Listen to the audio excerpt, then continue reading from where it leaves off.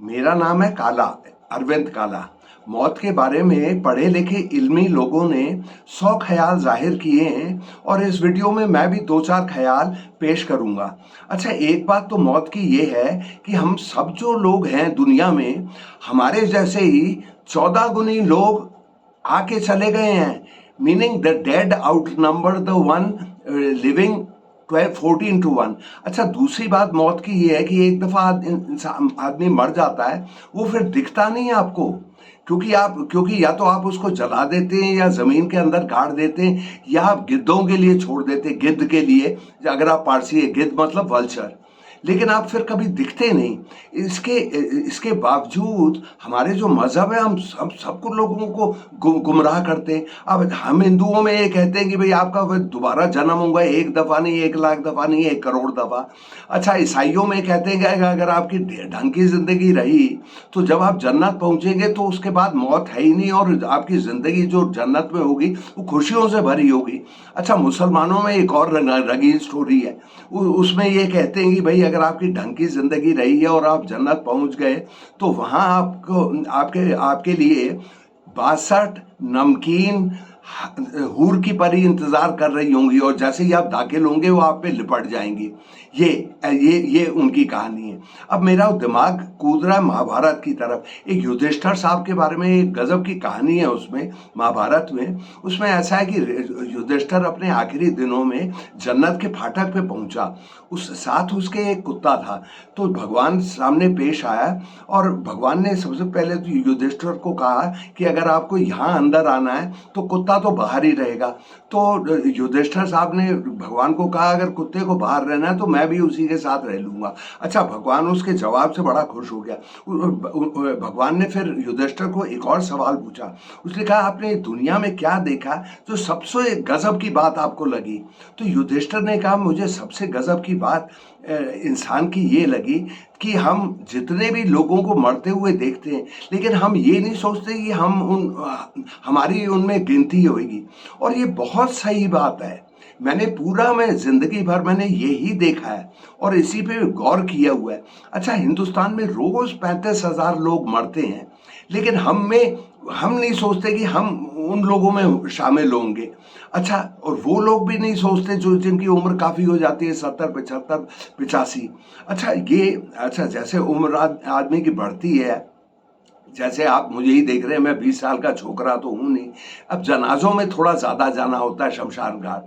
तो वहां पे ऐसा होता है जो लाश पड़ी रहती है वो आप ही के उम्र वालों की होती है। कोई भाई बहन, कजन हो गया, बीवी का साला हो गया, कजन हो गया, पड़ोसी हो गया, ऑफिस का दोस्त हो गया। तो इस किस्म के 10 रिश्ते हैं। तो ये और दो दो जज्बे देखता हूं मैं, जो लोग पहुंचते हैं शमशान घाट में एक जनाजे में। तो वो एक तो उनको बहुत अफसोस, क्या कहते हैं, बहुत दुख होता है उनके दिल में और कि ये जिसको हम जानते थे वो चला गया। अच्छा, लेकिन दूसरी बात में एक बड़ी शुक्रगुजारी होती है हर आदमी और औरत के दिल में कि यार वो कम से कम वो मरा हुआ आदमी कम से कम मेरे जनाजे में तो नहीं आ रहा। तो उसकी शुक्रगुजारी होती है इसमें। अच्छा, एक और बात इसमें ऐसा है कि एक चीज जो हमारा ख्याल रहता है, हम सब लोगों में ऐसा होता है कि हम बहुत इंपॉर्टेंट है, कितना लोग मिस करेंगे और कहेंगे यार अरविंद काला इतना बढ़िया था। हकीकत यह है कि लोग आपको एकदम भूल जाते हैं।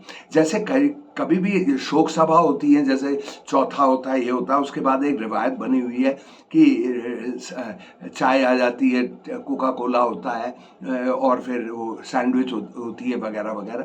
और आप उनमें देखेंगे उस महफिल में जो लोग पहुंचे होते हैं सफेद कपड़ों में, तो लेकिन वो हर इंसान की बात होती है लेकिन मरे हुए आदमी की नहीं होती बात।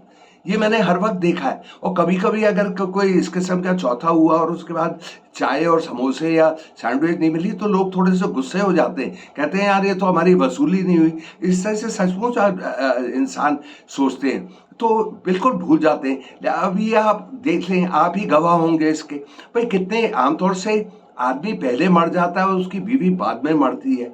तो आप बहुत लोगों को जानते होंगे जो गुजर गए लेकिन उनकी बीवियां जिंदा हैं। और उन बीवियों को अगर आप देखें, वो विडोज जिनको कहते हैं, बेवा, आदमी की मौत के बाद, उनके आदमी के मौत के बाद उसका चेहरा खिल जाता है। अरे बड़ी खुश लगती हैं। तभी तो अंग्रेजी में ये कहावत है मैरी विडोज, कि खुश रहती हैं।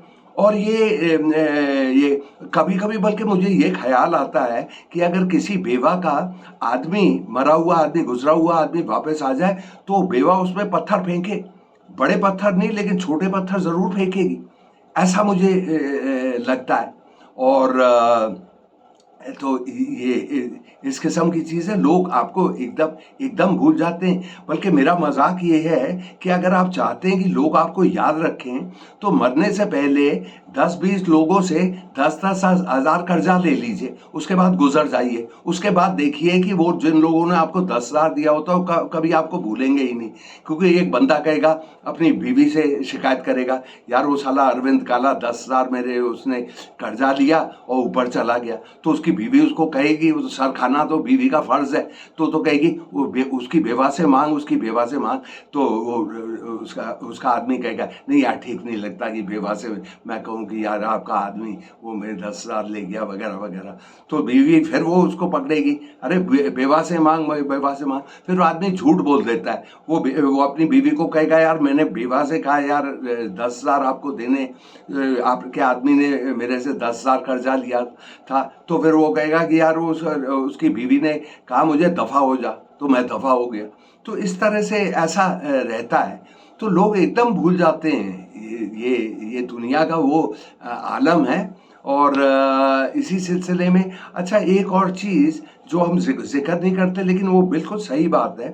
जैसे जैसे पेरेंट्स 80 का कोई होता है, 82 का होता है, बीवी उसकी 78 होती है, थोड़ा से कमज़ोर पड़ जाते, बीमार होने लगते, हड्डी हड्डी टूट जाती है। तो उनके जो बच्चे होते हैं, लड़का और लड़की, वो भी अंदर दिल में चाहने लगते हैं कि यार मेरे माँ बाप ऊपर ही चले जाएं।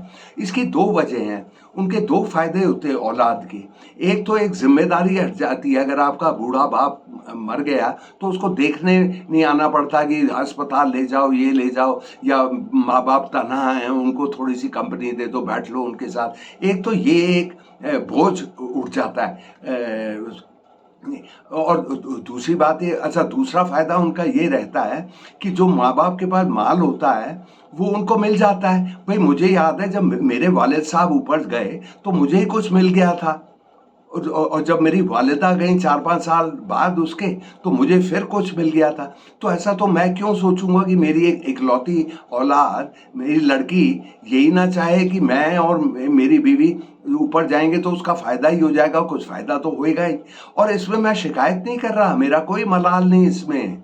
ये है, ये दुनिया का ये वो इस तरह एक बात बनी हुई है। जब 50 साल का 53 साल की लड़का लड़की, उनके अपने बच्चे हो जाते हैं 18-20, तो उनका जो ध्यान होता है बढ़ जाता है, अपने बूढ़े माँ बाप पे ध्यान कम से हट के अपने बच्चों पे हो जाता है। और ये पेशा है, नौकरी है, रामू वामू भाग गया, सब्जी लानी है, ये लानी है, वो इतने परेशान रहते हैं कि उनको माँ बाप, बूढ़े माँ बाप के ऊपर जाने में मुझे कोई शिकायत नहीं।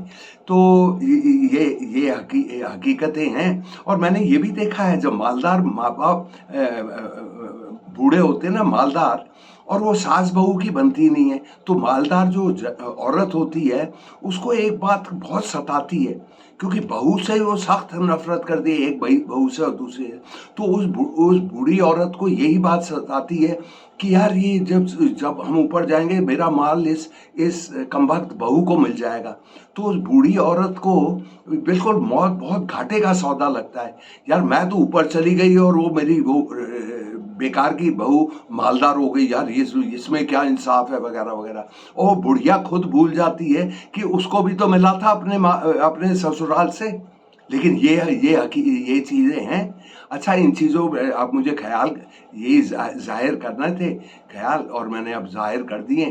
तो चलिए अपने वो, अगर आपको ये वीडियो अच्छा लगा, सबको सब्सक्राइब कर लिए मेरे यूट्यूब चैनल को, और सारे सब लोगों को भेजिए अगर आपको ये मेरा लगा ठीक। अच्छा तो मैं चलता हूँ, फिर रुखसती का टाइम आ गया है, तो खुदा हाफिज।